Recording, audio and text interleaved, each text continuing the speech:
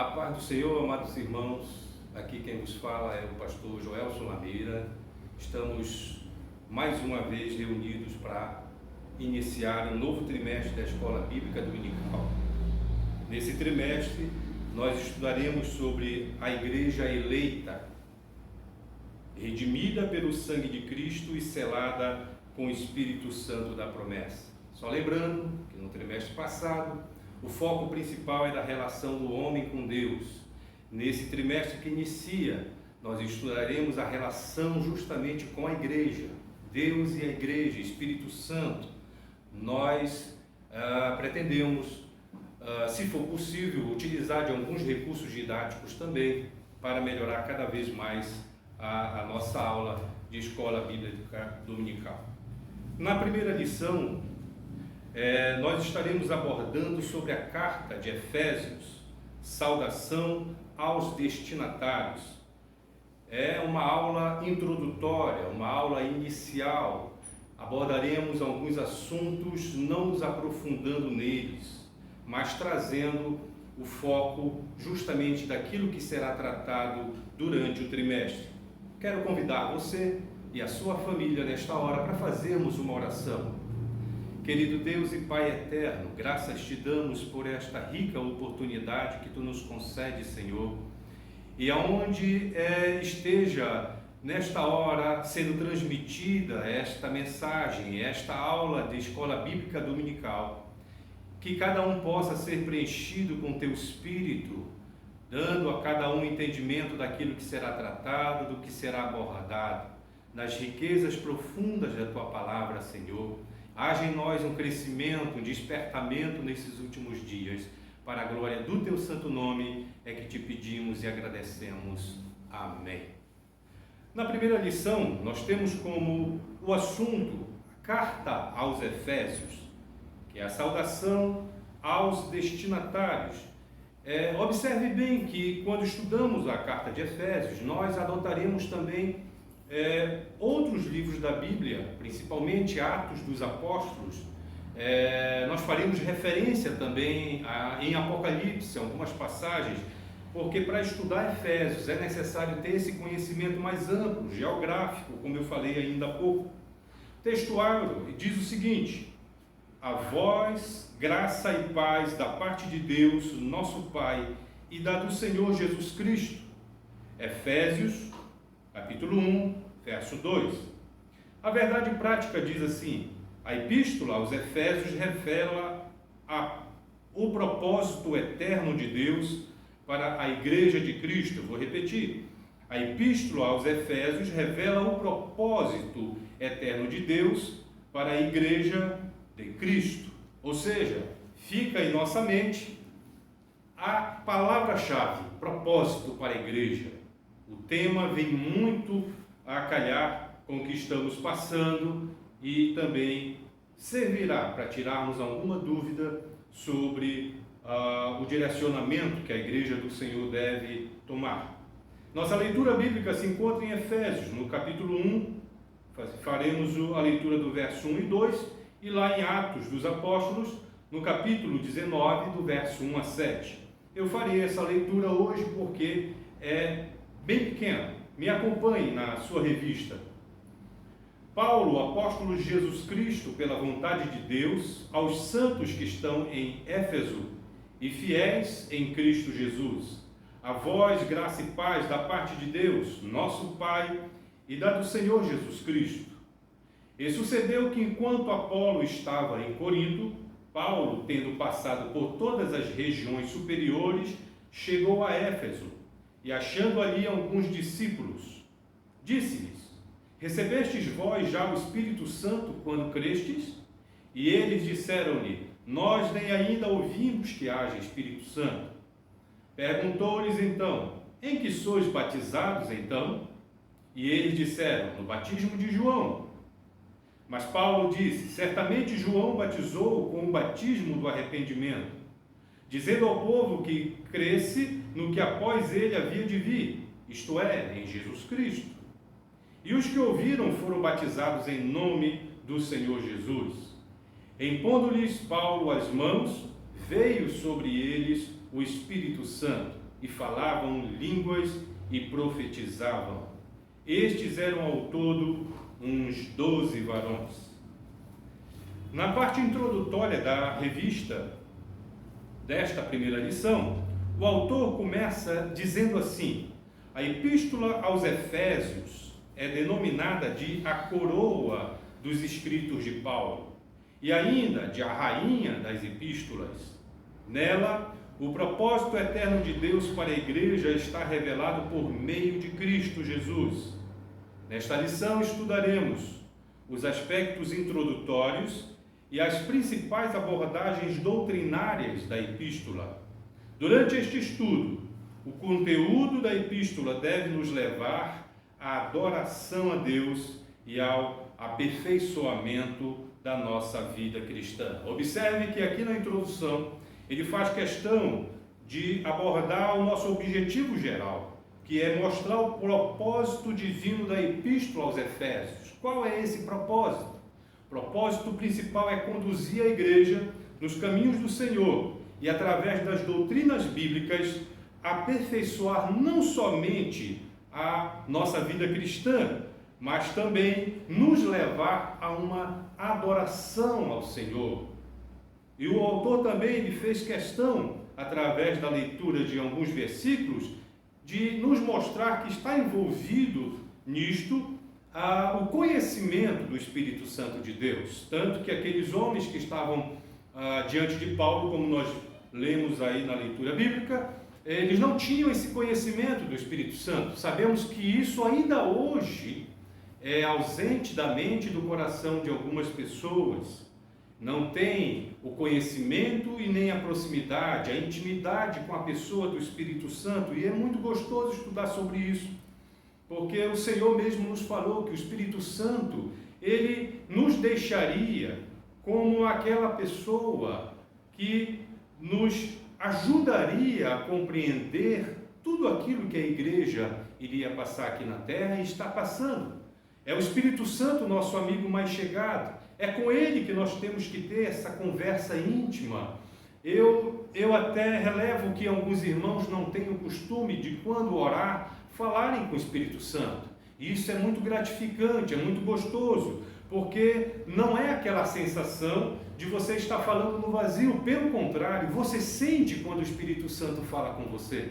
E é aí que o Espírito Santo entra nessas questões doutrinárias que vamos ver em Efésios, que ele nos conduz por um caminho seguro. No primeiro tópico, nós vamos falar rapidamente sobre uma parte histórica, que é a questão da autoria e data. Olha, observe que ele faz questão de mostrar que Paulo antigamente também se chamava de Saulo. Saulo, no nome hebraico, ele significa solicitado. E Paulo, que é um nome adotado depois, já de origem romana, tem um significado de pequeno. É interessante que, se formos buscar uma comparação entre este Saulo e Paulo, nos remete ao trimestre anterior, quando falamos do novo homem, nova criatura. Olha que, enquanto Saulo, um homem solicitado, requisitado, um homem quisto na sociedade, um homem que seguia ordens e dava ordens, um homem que tinha uma influência política muito grande, ele foi chamado, justamente solicitado, para perseguir a igreja. Era o velho homem na vida de Saulo. Mas em um determinado momento ele teve encontro com Jesus. Ele passa então a se chamar Paulo. Olha, ele passa então a ser conhecido como novo homem. Você sabe, pela leitura da Bíblia, que ele não foi aceito rapidamente no meio dos discípulos de Jesus. Houve uma relutância, porque os discípulos tinham receio da presença de Paulo, achavam que Paulo estava ali como um espião. E nós estudaremos também lá na frente sobre isso. Nós vamos ver como o Espírito Santo, como a presença de Jesus, muda a vida completamente de Paulo naquele momento da igreja. Ponto central nesse primeiro tópico da lição é justamente apresentar Cristo como o cabeça e a igreja o corpo. Observa que não tem como o corpo mandar na cabeça, não tem como o corpo suplantar o que vem da cabeça. Todo o corpo necessita de uma cabeça. E é na cabeça em que ocorrem os planos perfeitos, o planejamento daquilo que o corpo vai fazer. E a igreja, ela é comparada com o corpo. E a nossa cabeça é Cristo. Então, tudo provém dele. Todos os ensinamentos, tudo que a igreja deve fazer aqui na terra para cumprir o seu propósito num tempo determinado, provém do Senhor Jesus. E precisamos atentar para isso, porque infelizmente muitas igrejas elas estão adotando um caminho contrário. E essa lição ela é preciosa, porque nos mostra claramente sobre isso. Eu quero fazer nesse momento, antes de passar para o segundo tópico, uma pequena reflexão. Às vezes Deus nos mantém ou nos faz passar por um momento de prisão, que eu chamo de ser presos pelo amor de Cristo, para anunciar as boas novas de salvação. Às vezes Deus nos permite ser presos pelos laços da aflição, para resplandecermos a luz de Cristo. Às vezes o Senhor nos permite ser presos pelas perseguições, para que sejamos alimentados pela esperança da vinda que há no Senhor Jesus Cristo. Então observe que essas aflições, esses temores aqui na terra, e a igreja tem passado alguns desses momentos de aflições, ela nos serve não para que estejamos olhando como Paulo fala, desesperançosos, não, de maneira alguma. As aflições que eu e você juntos passamos como igreja, deve servir como crescimento, como um alicerce mais sólido para o Evangelho. No segundo tópico da lição, você pode acompanhar que é um tópico mais histórico. E eu quero ler e pedir que você acompanhe na sua revista, porque já vem fazendo algumas observações da cidade de Éfeso. Foi fundada por volta de 1050 a.C. Éfeso tornou-se num grande centro político, comercial e religioso da Ásia Menor, atual país da Turquia. Já podemos observar então que quando Efésios, inclusive Atos dos Apóstolos, trata sobre esse assunto, nos vem na mente a posição geográfica, que é a Turquia hoje. Era uma cidade litorânea, cujo porto desaguava no mar Egeu. Sua rua principal era pavimentada em mármore, com colunas trabalhadas em ambos os lados. Era considerada uma metrópole com cerca de 500 mil habitantes. Tinha o maior anfiteatro do mundo, com capacidade para 25 mil espectadores. Se você for ler um pouquinho da história bíblica, se você for ler um pouquinho da história secular, você vai descobrir que ali naquela época Paulo passou situações complicadas. Paulo, ele tentou inclusive e evangelizou nesse anfiteatro, nas pessoas que ali estavam, mas houve um tipo de revolução, de repulsa contra aquilo que Paulo estava ensinando, e começaram inclusive a expulsar Paulo daquele local. Mas graças a Deus que mediante essa repulsa muitos se converteram ao Evangelho. Paulo, ele não teve o dissabor de não ter nenhuma pessoa se convertendo ao Evangelho do Senhor Jesus. Pelo contrário, ali ele plantou uma grande semente.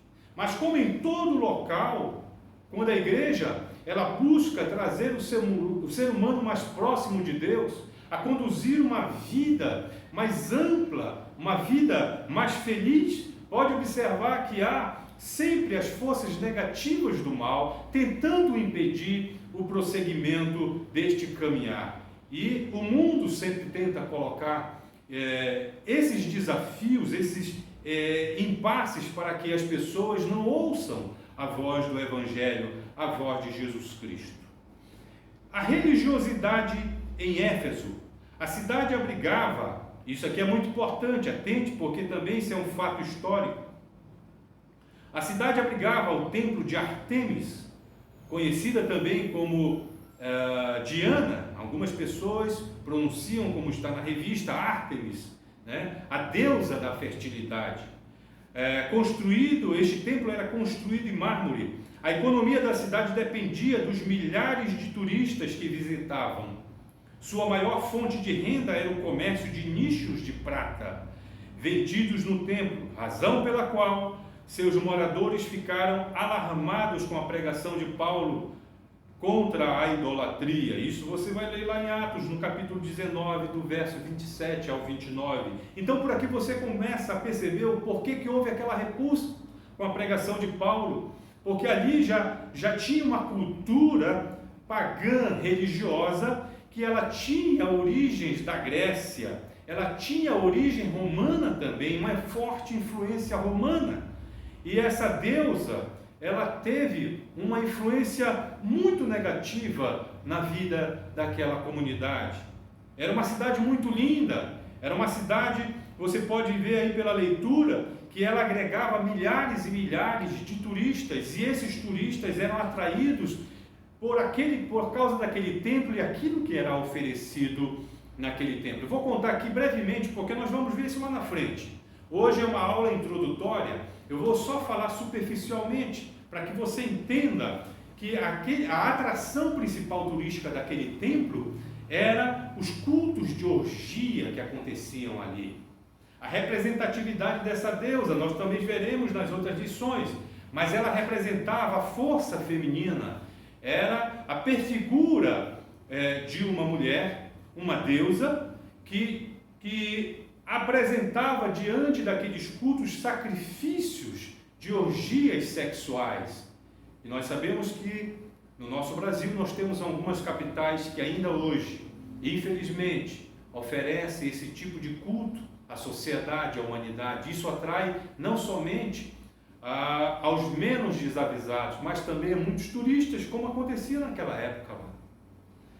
O terceiro item fala sobre a igreja de Éfeso, e eu quero aqui falar que lá em Apocalipse, pode observar que é a primeira igreja que nós vemos como referência, e você pode ler depois lá, a advertência que o Senhor fala sobre a igreja de Éfeso, como ela estava espiritualmente, como ela estava errada dos seus conceitos iniciais, doutrinários. Muitos haviam se perdido por causa dessa influência pagã, e foi necessária aquela primeira carta à igreja de Éfeso. Ela tinha uma coisa boa sim, mas a principal, o Senhor nos relata lá naquela carta, que ela havia perdido. O que era?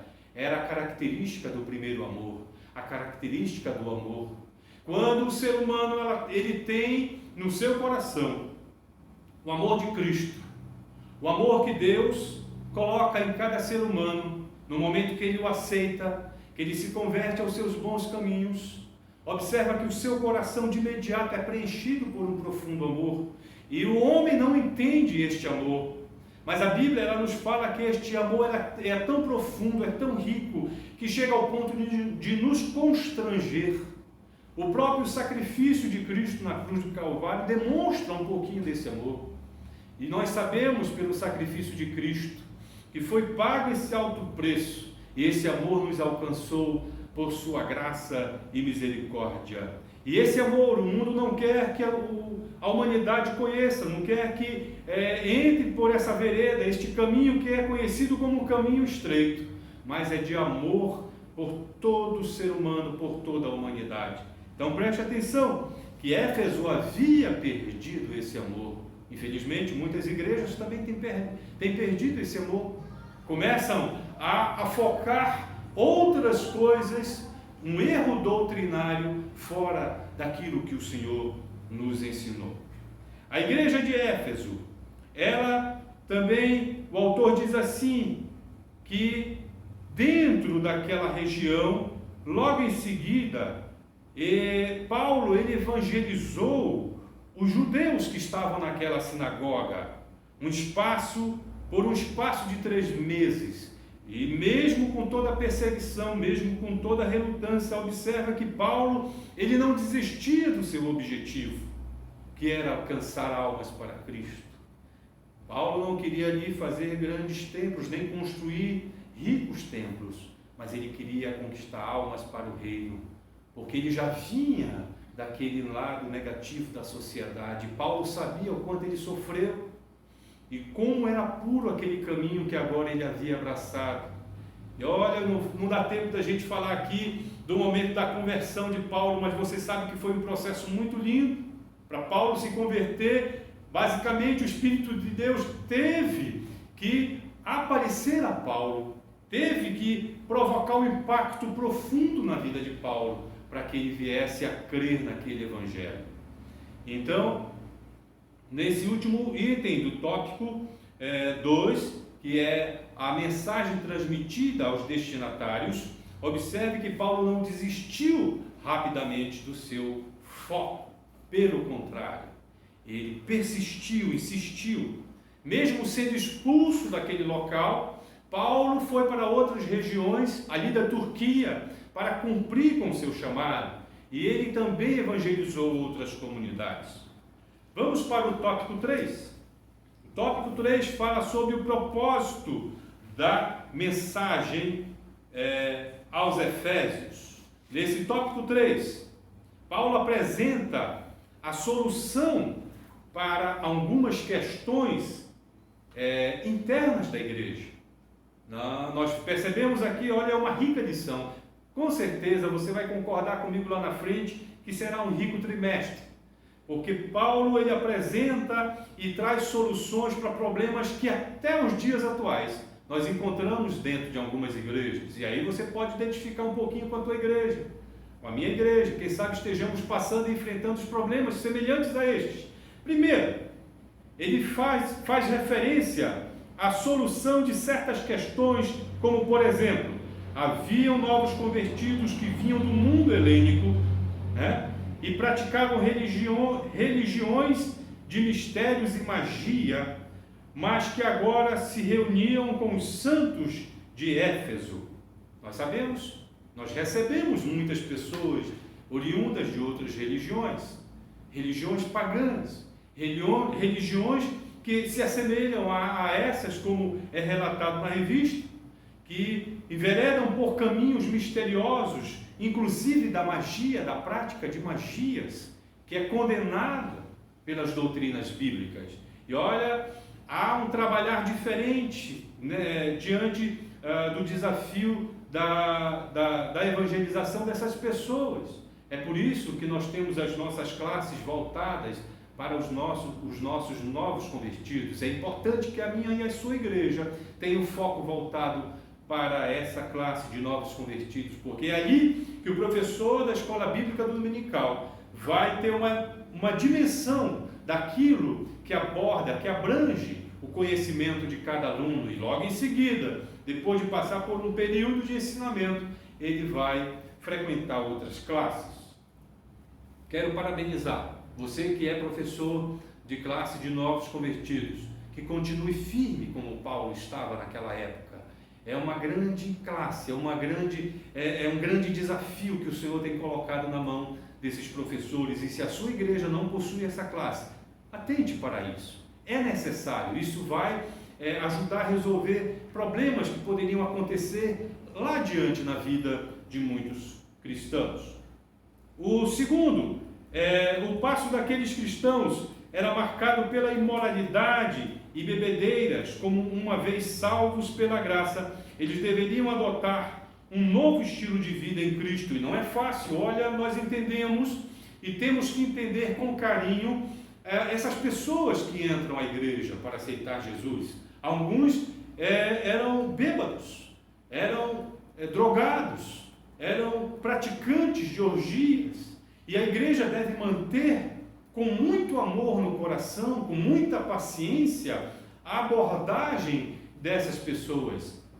A igreja deve preparar obreiros, deve preparar seus professores, deve preparar os seus crentes para abraçarem essas pessoas e não, através de dogmas que não levam a canto nenhum, expulsar essas pessoas de dentro das igrejas. Isso é muito sério. O Senhor nos adverte em sua palavra que devemos recolher essas pessoas com amor e com muita paciência e perseverança ensinar as santas doutrinas da palavra de Deus.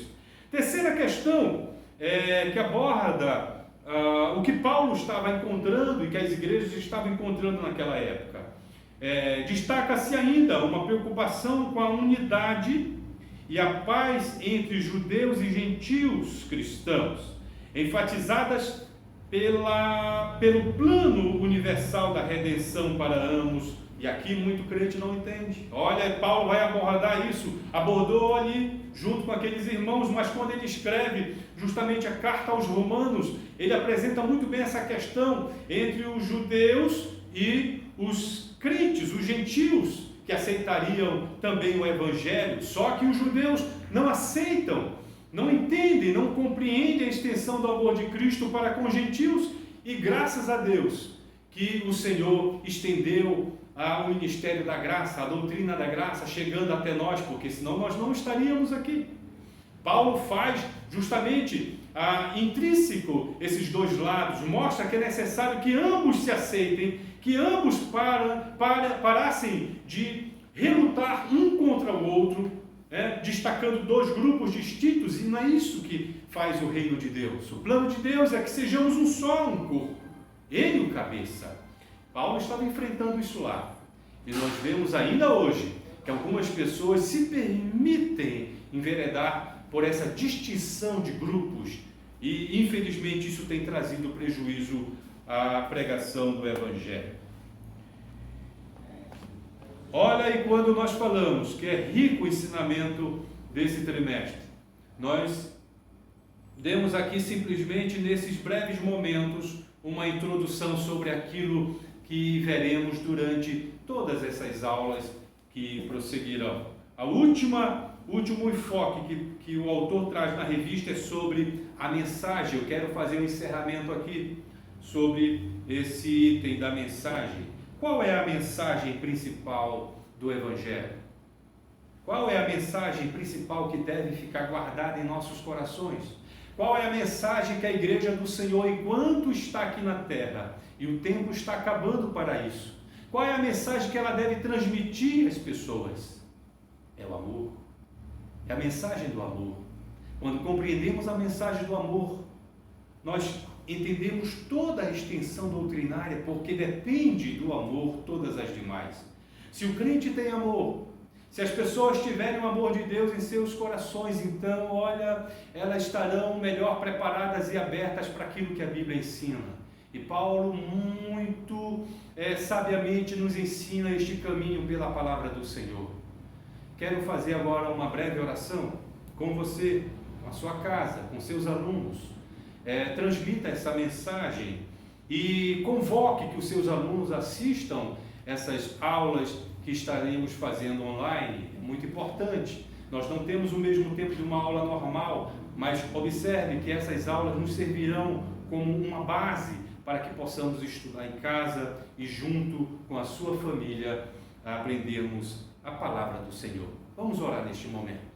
Querido Deus e Pai, muito obrigado, Senhor, por mais esse trimestre que estaremos trilhando, e podemos observar por esta breve explanação, Senhor, as riquezas preciosas da Tua palavra que veremos. Peço, Senhor, em oração que Tu venhas abençoar a vida de cada professor, cada pastor, cada dirigente de igreja, cada membro, cada aluno da escola bíblica dominical, possam estudar conosco e em casa também, junto com seus familiares, a profundeza da Tua palavra, Senhor, e que Teu Espírito Santo venha sobre estas famílias, Teu Espírito venha sobre essas casas, Teu Espírito venha, Senhor, sobre cada professor, cada aluno, cada membro da Tua igreja, iluminando e abrindo o entendimento, Senhor, para que eles compreendam a mensagem contida nesse trimestre, a mensagem contida na Tua palavra, Senhor, que é o amor de Deus na vida de cada um de nós. Por isso, meu Pai, nós aqui encerramos esta aula, esta apresentação. Tudo seja feito para a glória do Teu santo nome. É o que nós te pedimos, nós te rogamos, em nome do Senhor Jesus. Que Deus vos abençoe. Amém.